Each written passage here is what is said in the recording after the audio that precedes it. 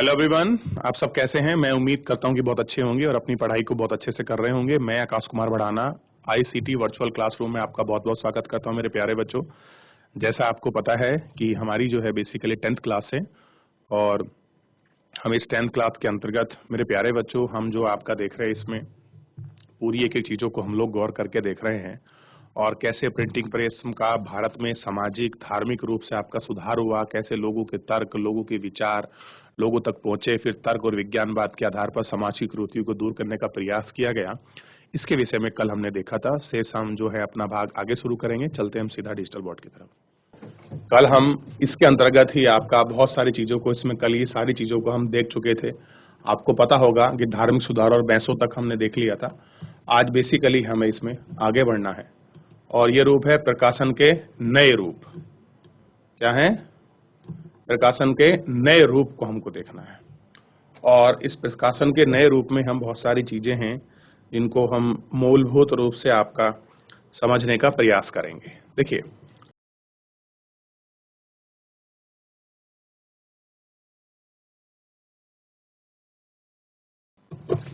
तो छाप खाने से नए तरह के लेखन की भूख जगने लगी। अब जैसे प्रिंटिंग प्रेस बढ़ी है तो लोगों में एक नई तरह की जो भूख है वो आपका बढ़ने लगी। जैसे जैसे नए लोग पढ़ने लगे, छापे नए हुए पन्नों की जिंदगी, अपने तजुर्बे, अपने भागे हुए रिश्तों को देखना चाहने की बदलाव आने लगी। यूरोप में विकसित उपन्यास नामक यह साहित्य विधा जरूरतों को पूरा करने में सक्षम थी। जल्द ही इससे अपनी एक खास भारतीय शकल की शैली अख्तियार कर ली। अपने पाठकों को इसके अनुभव और नया संसार और मानव जीवन की विविधता का बोध प्रदान किया। दूसरी तरह के साहित्यिक विधाएं जैसे गीत, कहानी, सामाजिक राजनीतिक मसलों पर लेख, ये सब पाठकों की दुनिया का हिस्सा बन गए। अपने अलग अलग तेवरों में इन्हीं इंसानी जिंदगी, अंतर्भाव, भावना तथा उन सामाजिक राजनीतिक नियमों पर बल दिया गया जिनके स्वरूप तय होते थे। 19वीं सदी के अंत तक एक नई तरह के दृश्य संस्कृति भी आ रही थी। ठीक छाप खाने की बढ़ती तादाद के साथ छवियों की नकलें, प्राप्तियां बड़ी आसानी से बनाई जा सकती थी। अब कह रहे हैं कि राजा रवि वर्मा जैसे चित्रकारों ने आम खपत के लिए आपका तस्वीरें बनाई। कंठ की तख्ती पर चित्र उत्केरने वाले गरीब दस्तकारों ने लेटर प्रिंटिंग छापखाने की करीब अपनी दुकानें लगाईं और मुद्रकों के काम पाने लगे। ठीक बाजार में सुलभ और सस्ती तस्वीरें आपके कैलेंडर बदलकर गरीबों को अपने घर दफ्तरों में सजाया करते थे। इन तस्वीरों को अस्त व्यस्त में आधुनिक परंपरा, धर्म और राजनीतिक तथा समाज और संस्कृति में लोकप्रिय विचार को गढ़ना शुरू किया। 1870 के दशक में पत्र पत्रिकाओं में सामाजिक राजनीतिक विषय पर टिप्पणी करते हुए कैरिकेचर और कार्टून छपने लगे थे। कुछ में शिक्षित भारतीयों को पश्चिमी पोशाक और पश्चिमी अभिरुचि का मजाक बनाया गया। जब उनके अन्य सामाजिक परिवर्तन को लेकर देखा गया तो समाजवादी व्यंग्य चित्रकारों में राष्ट्रवादी का मजाक उड़ाया जाता था। तो राष्ट्रवादी भी साम्राज्यवादी सत्ता की निशाने पर सीधे पीछे नहीं रहे। क्या हो गया? पीछे नहीं रहे। राजा ऋतुध्वज और उनके असुरों में चंगल से राजकुमारी मतला को बचाने और राज वर्मा कवि का चित्र है। आप देखिए, ये चित्र को आपका दिखाया गया है। ठीक, इस चित्र को हमने भी कल जो है गौर करके आपका देखा था। देखिए, जब आपकी पुस्तक छपी तो पुस्तक के साथ साथ एक नया जो ये चित्रकारी छप रही थी, एक किताबों को बड़ा लोकप्रिय रूप से बना रही थी और लोगों को पढ़ने के लिए एक नया वर्ग जोड़ रही थी। क्लियर है? अब देखिए, महिलाएं और मुद्रण यानी कि महिला और प्रिंटिंग से कैसी इनका संबंध रहा, क्या इनकी आपस में कुछ हिस्सेदारी थी या किस प्रकार से ये सारी चीजें हो रही थी, इसको हमको थोड़ा सा आपका देखने के लिए आपका जरूरत है और इन पर बात करने की हमको जरूरत है। हम एक एक करके ये सारी चीजों को आपका देखेंगे और हम आपका बेसिकली इन पर आपका बात करेंगे। ठीक, चलिए। महिलाओं की जिंदगी और उनकी भावनाएं बड़ी सफागोशी और गहनता से लिखी जाने लगी थी। यानी कि महिलाओं को लेकर आप देखिए, पहले के समाज की बात करें, आज के समाज की बात करें, बड़ा ही अलग माहौल सा हमेशा रहा है। महिलाओं को खासकर जो उनकी चीजें हैं उनको लेकर।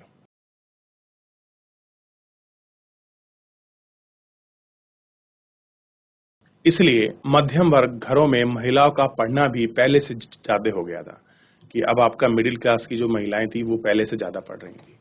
उदारवादी पिता और पति ने यह औरतों को घर में पढ़ने लगे। 19वीं सदी के मध्य तक जब बड़े बड़े शहरों में स्कूल बने तो उन्हें स्कूल भेजे जाने लगा। कई पत्रिकाओं ने लेखाओं की जगह ले ली और उन्होंने नारी शक्ति पर जोर को बार आपका लेखांकित किया। उनमें से पाठ्यक्रम में छपता हुआ जरूरतों के मुताबिक पाठ्य सामग्री भी इसका इस्तेमाल घर बैठे स्कूल में किया जाता था। लेकिन सारे परिवार उधर उधर नहीं दिखते थे। अनेक परंपरावादी हिंदू थे कि पढ़ी लिखी कन्याएं विधवा हो जाती थी और इस तरह की दयानशील मुसलमान को लगता था कि उर्दू और रूमानी अफसानों पढ़कर औरतें बिगड़ जाएंगी। अब देखिए, मुसलमानों को क्या लग रहा था कि औरतें अगर पढ़ लें तो क्या हो जाएंगी, वो आपका बिगड़ जाएंगी, इसलिए आपका एजुकेशन जो है महिला के लिए सही नहीं है। और कभी कभार बागी औरतों ने इन्हें प्रतिबंध को अस्वीकार कर दिया और जिस तरह के प्रतिबंध लगे तो लोगों ने उसको एक्सेप्ट नहीं किया। तो ये भी एक महिलाओं के लिए एक अलग सा रुख जो था समाज खड़ा कर रहा था। और उसको वो क्यों स्वीकार करती? ठीक, क्योंकि इस क्रांति के, इस बदलाव के दौर में ये सारी चीजें होना तो लाजमी थी। क्या था? ये सारी चीजें होने तो क्या थी? लाजमी थी। तो हमको ये सारी चीजों को एक बेसिकली थोड़ा सा ध्यान रखना था।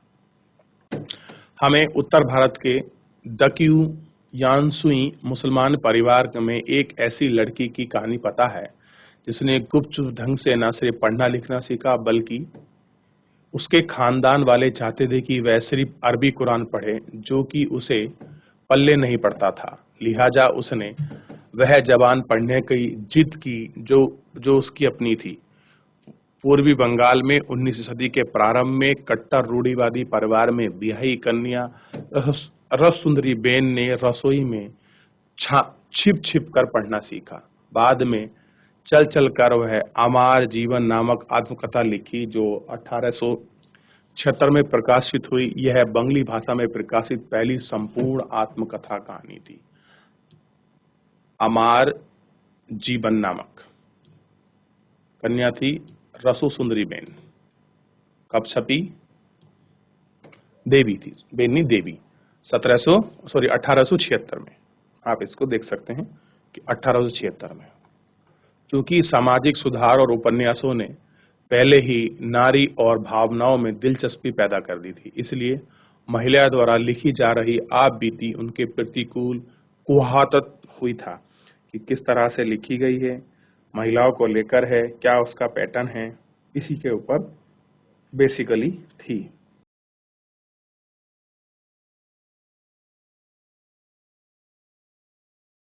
तो आप देख सकते हैं कि महिलाओं के लिए शिक्षा का दौर क्या रहा है, कैसी उसकी पृष्ठभूमि जो रही है।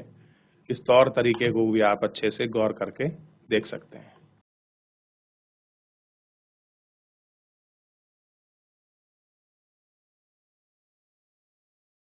कैलाश बासिनी देवी जैसी महिलाओं ने 1860 के दशक में महिलाओं के अनुभव पर लिखना शुरू किया।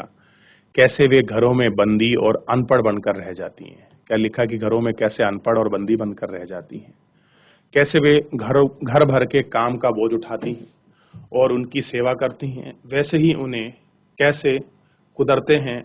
आज तो महाराष्ट्र है, वहां 1880 के दशक में ताराबाई सिंधे, पंडित रामाबाई ने उच्च जाति की नारियों की दयनीय हालत के बारे में जोश और रोष से लिखा है। ताराबाई सिंधे और पंडित रामाबाई ने बड़ा भाई एक बहुत बड़े विकट रूप में ये सब लिखा है। सामाजिक बंधनों में बंधी औरतों के लिए पढ़ने के लिए क्या मायने थे, इसलिए एक तमिल उपन्यास में एक औरत ने लिखा है, बहुत तेरे कारणों से मेरी दुनिया छोटी है, मेरे जीवन की आधी से ज्यादा खुशी किताबों पढ़ने से आई है। कह रहे कि जो मेरी लाइफ में जो आपका प्लेजर है, वो प्लेजर किसके मीडियम से आया है? वो प्लेजर आया है आपका किताबों के पढ़ने से। जो किताबें हैं वो जीवन की आपकी चीजों को बदल देती हैं। उर्दू, तमिल, बंगाली, मराठी प्रिंट संस्कृति पहले विकसित हो गई थी और गंभीर हिंदी छपाई की शुरुआत 1870 के दशक से शुरू हुई। जल्द ही इसका बड़ा हिस्सा नारी को समर्पित हुआ। 20वीं सदी के आरंभ से ही महिलाओं का मुद्रण और कभी-कभी संपादन जो था, ये सारी चीजें हो रही थी।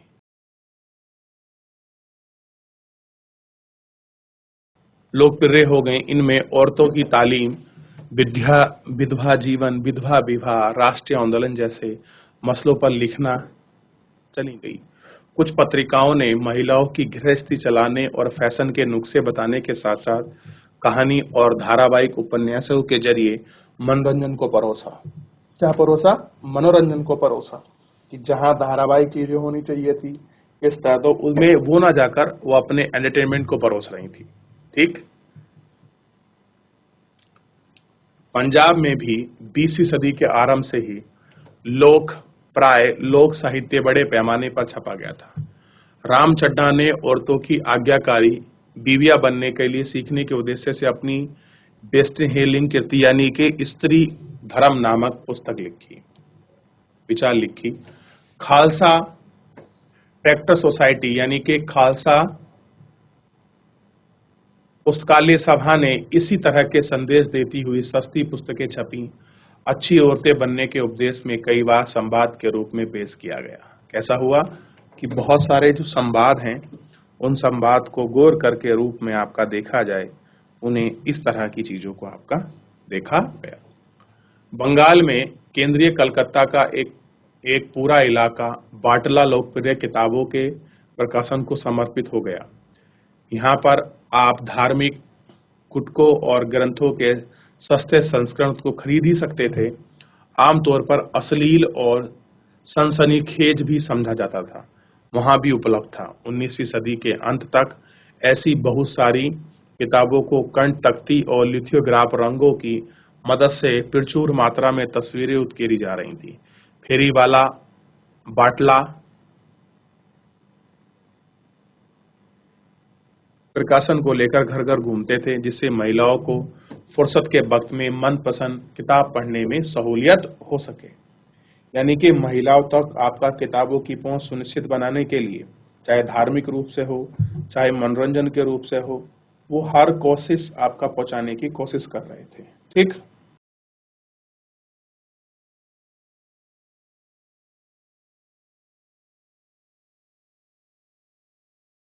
बंगाल में केंद्रीय कलकत्ता का एक पूरा इलाके के विषय में पूरा पढ़ लिया है। चलिए देखिए, प्रिंट और गरीब जनता। 19वीं सदी में मद्रासी शहरों में काफी सस्ते किताबें चौक चौराहे पर बेची जा रही थी, जिसके चलते गरीब लोग बाजार में आपका उनको खरीदते थे।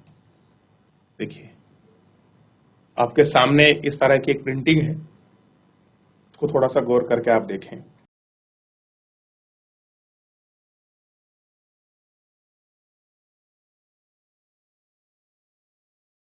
एक भारतीय दंपत्ति सफेद साहित्य कांट चित्रकला यानी कि लकड़ी की बनी हुई है। इसमें कलाकार को यह डर उजागर होता है कि पश्चिमी हमले में पारिवारिक व्यवस्था उलटपुलट हो गई है। मर्द बीना बजा रहा है और औरतें हुक्का खींच रही है, यानी खींच का मतलब पीते हुए दिखाई दे रही है। 19वीं सदी में महिलाओं की शिक्षा के पहल के बाद पारंपरिक परिवार भूमिका छनवन हो गई है और छिन-भिन होने की आकांक्षा तेज हो गई है। यानी कि जो काम पुरुषों का तो वो महिला करने लगी, जो महिला है पुरुष करने लगी, और ये क्या होगी, ये पश्चिमी सभ्यता हमारे यहाँ घुस गई है।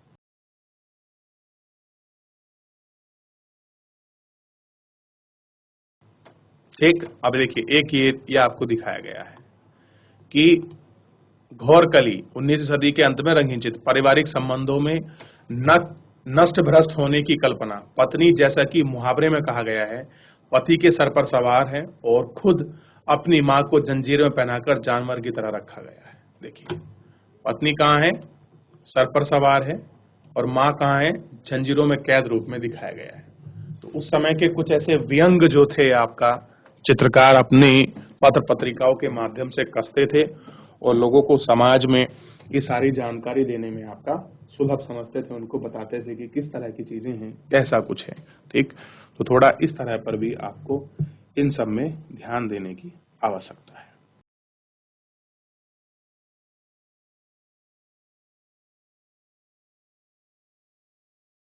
इस चित्रकारी को देखिए। यूरोपीय दंपत्ति 19वीं सदी में कांट चित्र है। इस तस्वीर में पारंपरिक भूमिकाओं का निरूपण है। साहब शराब की बोतल थामे हैं और मेम साहब वालियन बजा रही हैं। ऐसा है, साहब जो है आपका वालियन बजा रही हैं। स्थिति में आए 20वीं सदी के आरंभ में सार्वजनिक पुस्तकालय खुलने लगे, जिससे किताबों में की पहुंच निसंदेह बढ़ गई। ये पुस्तकालय अक्सर शहरों या तो कस्बों में थे, यदा कदा संपन्न गांव में भी थे। स्थानीय अमीरों की पुस्तकालय खोलना प्रस्तुतता की बात थी कि अमीर स्थानों पर जो पुस्तकालय खुल रहे हैं, यह उनकी कितनी अच्छी बात थी। ठीक, निबंधों में लिखा जाने लगा। निम्न जातीय आंदोलन में मराठी प्रेरणा ज्योतिबा फूले ने अपनी गुलामगिरी 1871 में जाति प्रथा के खिलाफ अत्याचारों पर लिखी है। कैसे लिखी? जाति प्रथा के ऊपर लिखी है। 20वीं सदी के महाराष्ट्र डॉक्टर भीमराव अंबेडकर और मद्रास के ईवी रामास्वामी नैयर ने, जो पेरियार के नामक बेहतर तरह से जाने जाते हैं, जाति पर जोरदार कलम चलाई और उनके लेखन में पूरे भारत में पढ़ा गया। स्थानीय विरोध आंदोलन के सांप्रदायिक ने प्राचीन धर्म ग्रंथों की आलोचना करते हुए नए और न्यायपूर्ण समाज का सपना बुनने की मुहिम में लोकप्रिय पत्र पत्रिकाओं और गुटके छापे। कैसे करें? नए पत्र पत्रिकाएं और ये सारे जो गुटके हैं वो आपका ये सारी चीजें इसमें छापती थी। कारखानों में मजदूरों से बहुत ज्यादा काम लिया जा रहा था और उन्हें अपने तजुर्बों के बारे में ढंग से लिखने तक की शिक्षा नहीं मिली थी। लेकिन कानपुर के मजदूर मील काशी बाबा ने 1938 में छोटे और बड़े सवाल लिखे और छापकर जातीय और वर्ग शोषण के बीच का रिश्ता समझाने की कोशिश की। 1935 से 1955 के बीच सुदर्शन चक्र नामक लिखने वाले एक और मजदूर मील ने लेखन की सच्ची कविता नामक संग्रह में छापा गया। बेंगलोर के सूती मील मजदूरों ने खुद को शिक्षित करने के ख्याल से पुस्तकालय बनाए, जिसकी प्रेरणा उन्हें बंबई के मजदूरों मील से मिली थी। समाज सुधारकों ने इन प्रयासों का संरक्षण दिया। उनकी मूल कोशिश यही थी कि मजदूरों को बीच नाकाखोमी को कम करें, साक्षरता आए, उनमें राष्ट्रवाद का संदेह यथावत आपका पहुंचता रहे और इस तरह से कैसा है आपका चलता रहे। ये सारी चीज जो है आपका हमको देखने के लिए आपका मिली है और थोड़ा सा इन पर हमको गौर करने की भी आवश्यकता है।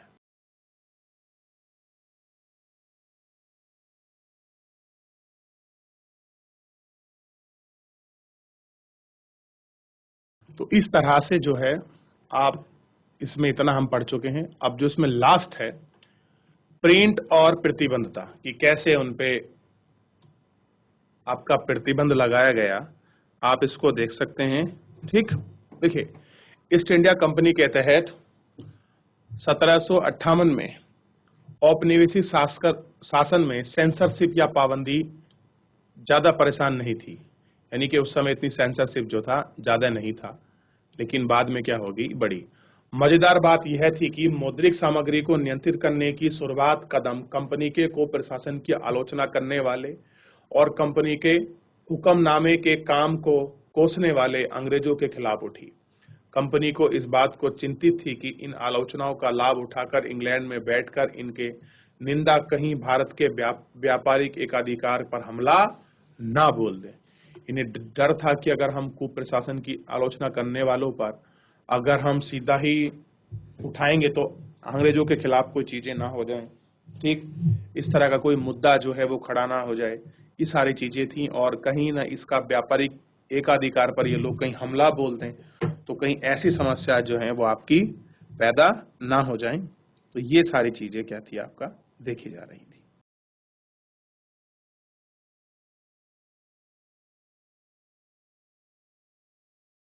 कलकत्ता सर्वोच्च न्यायालय ने 1820 के दशक तक प्रेस की आजादी को नियंत्रित करने वाले कुछ कानूनों को पास किया। कंपनी ने ब्रिटानिया शासन का उत्सव मनाने वाले अखबारों के प्रशासन को प्रोत्साहन कर चालू कर दिया। अंग्रेजी और देसी भाषाओं में अखबार संपादकों की गुहार और अर्जी लगाने के बाद 1835 में गवर्नर जनरल बेंटिंग प्रेस कानून में पुनर्समीक्षा करने के लिए राजी हो गया।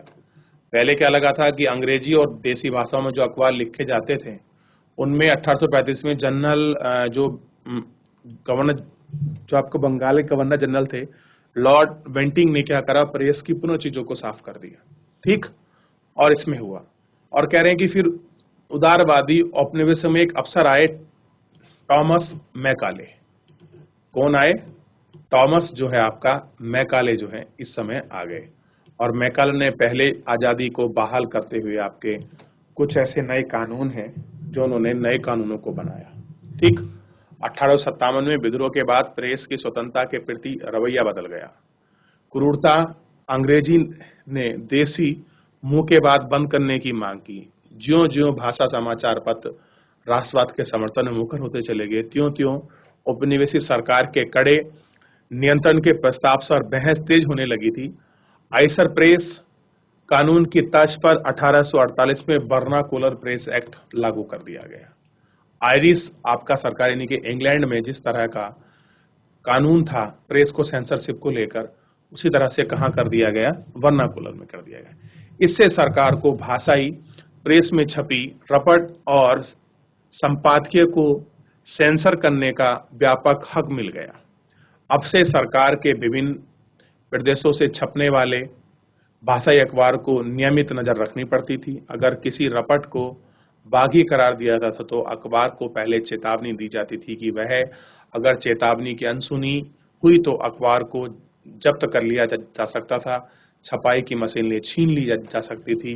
लेकिन दमनकारी नीति के बावजूद राष्ट्रवादी अखबारों के देश में हर कोने में बढ़ते फैलने लगे थे। उन्हें औपनिवेशिक कुशासन की रिपोर्ट और राष्ट्रवादी ताकतों के हमलों की हौसला अफजाई जारी रखी। राष्ट्रवादी आलोचकों को खामोश करने के लिए तमाम कोशिशों को उग्र विरोध हुआ। जब पंजाब में क्रांतिकारी 1907 में काला पानी भेजा गया, तब तो बाल गंगाधर तिलक ने अपने केसरी में उनके प्रति गहरी हमदर्दी जताई। नतीजे के तौर पर 1908 में कैद कर लिया गया। परिणाम स्वरूप भारत में व्यापक भर में इसका विरोध हुआ। कैसा हुआ? एक बहुत बड़े लेवल पर विरोध हुआ। ठीक, गांधी जी ने 1922 में वाणी की स्वतंत्रता यानी कि प्रेस की आजादी सामूहिकता की आजादी है। कह रहे कि जो हमारी बोलने की स्वतंत्रता है, ये जो प्रेस की आजादी है, ये क्या है? ये सामूहिक स्वतंत्रता है। आप इसे क्या नहीं कर सकते? आप छीन नहीं सकते। ठीक, ये बात इसमें कही गई। भारत सरकार सबकी जमानत को व्यक्त करने और उसे बनाने पर इन तीन ताकतवर औजारों को दबाने की कोशिश कर रही थी। स्वराज खिलाफत की लड़ाई सबसे पहले तो इन संकटाग्रस्त आजादी से लड़ी गई। ठीक, इसको देखिए कैसे लड़ा गई। जो आपका संकटाग्रस्त आपके चीजें हैं, इनसे लड़ी गई।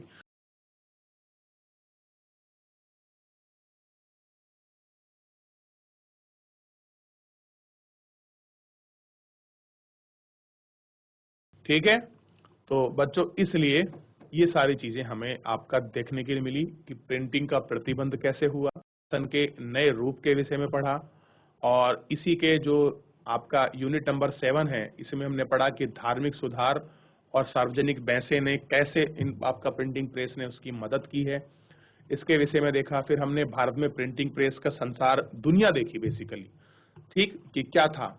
फिर उसके बाद हम 5th यूनिट पे पहुंचे, 19वीं सदी में आपका प्रिंटिंग प्रेस कैसी चली, इसके विषय में हमने गौर करके पढ़ा। फिर इसके बाद अगर आप 4th में देखोगे तो 4th में आपको साफ साफ दिखाई देगा कि कैसे इस समय पर पढ़ने का जुनून आपका लोगों में आ रखा था, कि नए नए वर्ग, इसे एक मध्यम वर्ग बड़े के सामने उभरा था कि प्रिंटिंग क्या था और प्रिंटिंग ने कैसे क्रांति और उसका क्या असर हुआ, इसके हमने बीच में देखा। फिर इसकी सेकंड जो यूनिट थी, इस सेकंड यूनिट में आप पढ़ सकें यूरोप में जब प्रिंटिंग प्रेस आई तो वहां के सामाजिक आर्थिक जो तर्क हैं वो क्या थे बेसिकली, ये हमको आपका देखने के लिए मिला। और शुरुआत में किताबें कैसी छपी, इसके विषय में पढ़ा, और फिर मुद्रण संस्कृति और आधुनिक दुनिया तक हमने पूरा इस चैप्टर को बहुत अच्छे से गौर करके पढ़ लिया। एक बार मेरे प्यारे बच्चों आप अच्छे से आपका देख लीजिए, किसी का कोई डाउट है, किसी की कोई आपका क्वेरी है तो आप मुझसे अपनी क्वेरी को, अपने प्रश्न को मुझसे पूछ सकते हैं। चलिए, तो इस तरह से हमने पूरी प्रिंटिंग प्रेस की जो आपकी दुनिया थी, उस पूरी दुनिया को हमने इसमें देखा और कैसे पहली किताब छपी है उसका डायमंड सूत्र का पन्ना भी हमने इसमें देख लिया था। चलिए ध्यान दीजिए मेरे प्यारे बच्चों, तो हमने इस चैप्टर में मुद्रण, संस्कृति और प्रेस की दुनिया को हमने देख लिया और इस तरह से पूरी इस चैप्टर में 9 यूनिट थे, यानी कि एक चैप्टर के अंदर 9 चैप्टर थे जिनको हमने पूरा बहुत अच्छे से गौर कर कर एक एक चीजों को यूरोप से लेके भारत तक, प्रिंटिंग प्रेस, नए यानों का युग तक हमने इसमें बहुत अच्छे से गौर करके देखा। मेरे प्यारे बच्चों, फिलहाल आज के लिए इतना ही, मिलते हैं नेक्स्ट लेक्चर में। धन्यवाद।